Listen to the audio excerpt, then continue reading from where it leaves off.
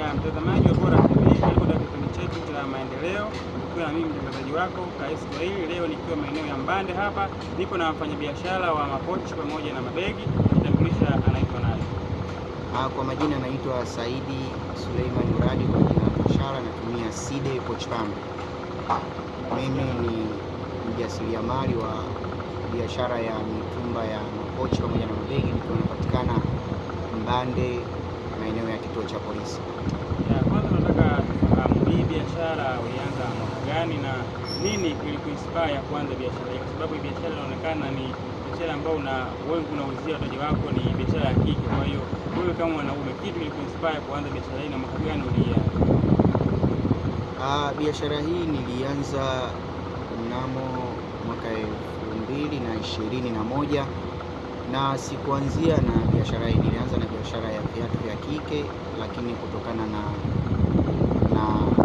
changamoto ambazo zilijitokeza katika biashara ile ya viatu, ili ni lazimu kuibadilisha ile biashara ya viatu, ndo nikaingia katika biashara ya pochi za mtumba.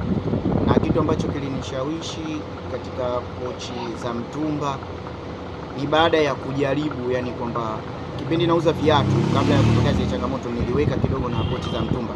Sasa nikaona kwamba asilimia kubwa watu wakija katika biashara yangu, ambao ndo wao wadada, walikuwa wakija huwa wanavutiwa sana na ile biashara ambayo nilijaribu tu, ambayo ni kama kuitesti tu, yani kwamba, lakini biashara kubwa ilikuwa ni viatu. Kwa hiyo ile kuvutiwa zaidi ile, kwa sababu yani kwamba ukiangalia pochi za mtumba ni mara chache sana kukuta watu wanauza tofauti na viatu. Kwa ile kuonyesha ule utofauti na kufanya biashara kwa mfumo fulani hivi, basi ndo kiliwavutia watu, na mimi kanivutia kuifanya moja kwa moja, na nikasitisha biashara viatu, nikaanza ya mtumba wa pochi.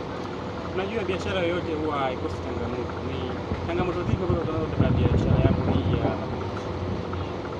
Changamoto ambazo nakutana nazo katika biashara yangu hii ya mapochi, changamoto ya kwanza ni upatikanaji wake wa bidhaa hizi za pochi. Yaani kwa maana kwamba kuna mfumo wa balo na kuna mfumo wa kupointi. Sasa mara ya kwanza nilikuwa na kata balo. Sasa kama inavyofahamika, balo ni kama ni una riski, yani kwamba hujui kitu cha ndani. Kwamba nilikuwa nikienda nachukua, lakini inakuwa na pressure nalo, mwisho wa siku unakuta kweli unachokifungua sicho ambacho umekitarajia, na unakuta umeinvest hela nyingi. Kwa pia ni changamoto. Kwa sasa hivi nimesitisha katika masuala ya kuchukua balo, kuwa na pointi. Na katika kupointi ndio hivyo kwamba pia mabosi na wao ndo tunawaachia wakachukue mabalo. Kwa sometimes nao wakiwa wanaogopa, unakuta wanakuja wachache, sisi tunakwenda wengi, mwisho wa siku tunapata bidhaa chache. Hiyo ni changamoto moja wapo katika biashara yangu ya mtumba. Unajua hii biashara unahusika sana na kufanya na wanawake, na unajua wanawake ni watu ambao wana changamoto nyingi. Ni vipi vitu ambavyo labda ushakutana nazo katika biashara yako kutoka kwa wateja wako, hasa wateja wa kike? Changamoto ambayo naipata kutokana na kwa wateja wangu ni wanawake, ni kwamba wanawake, kwa mimi hapa nilivyokuwa, yani kwamba sinafanya nao biashara, ni kwamba yani nimewasoma kwamba ni watu ambao yani wameumbiwa matamanio, yani wanapenda sana vitu vizuri. Kwa maana yake ni kwamba yani anaweza akaja mtu akakipenda kitu. Sasa ukiangalia labda unakuta pesa hana, kwa kama hana anaweza akatamani kile kitu yani kwamba kukichukua. Kwa matokeo yake huwa anakuwekea kwa malikauli, ambapo kwamba anaweza akakwambia kwamba bwana nitakifuata. Wakati huo labda kuna mteja anakuja na hela yake keshi, mwingine unakuta akichukua yule ambaye alikuwekea kwa malikauli, anakuja na anakulalamikia kwamba nikwambia niwekee, lakini ukuniwekea yani anakuona kama sio mwaminifu.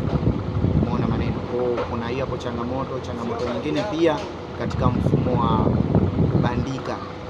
Hivyo pia katika mfumo wao kwamba huwa yani watu ambao wameombewa matamanio sana, tamaa. Kwa unakuta mtu kutokana na hana pesa anakuwa analipia kidogo kidogo. Kwa hiyo yani matokeo yake unakuta kitu kile, ile bidhaa inakaa muda mrefu sana, matokeo yake inaweza ikafikia mpaka kuharibika bila kuja kuchukuliwa. Kwa kijana ambaye labda anatazama sasa hivi angependa kuwa na biashara kama ya kwako, nini unamshauri kijana na mwenzangu ambaye anatamani kuwa na biashara ya aina yangu, yani naweza nikamshauri kwanza, yani asifanye tu kwamba, au asiwe amevutiwa kwamba na kuniona mimi labda hapa nilipofikia, japo sijafanikiwa sana, lakini alhamdulillah, kwamba yani cha kwanza nitamshauri kwamba afanye utafiti wa hii biashara, kwamba ajiridhishe yeye mwenyewe ni kitu ambacho kinaweza pia kikawa kipo damuni mwake. Umeona maneno? Kwa cha kwanza ni hiko. Cha pili, akishafanya hizo taratibu, aje labda nikae naye chini nijaribu kumwelezea, na pia ajifunze sehemu tofauti tofauti ukiachana na kwangu mimi, yani kwamba aangalie kwamba hii biashara inafanyaje, labda anaweza akaanza na akafanya zaidi ya kumi. Swali la mwisho, kwa kuna mdada pale labda anakuangalia angetamani kujua bana umeoa ama bado? Katika swala la mahusiano bana, mimi sijaoa, ila anatarajia hivi soni tu itakuwa mwenye kuoa. Bwana mtazamaji wa Gola TV, ulikuwa na mimi mtangazaji wa Kiswahili pamoja nikiwa na mwenyeji wetu hapa Bwana Saidi Uladi Pochipaba, anatokana katika maeneo ya Mbande njia kuelekea Kisewe. Tena maendeleo hadi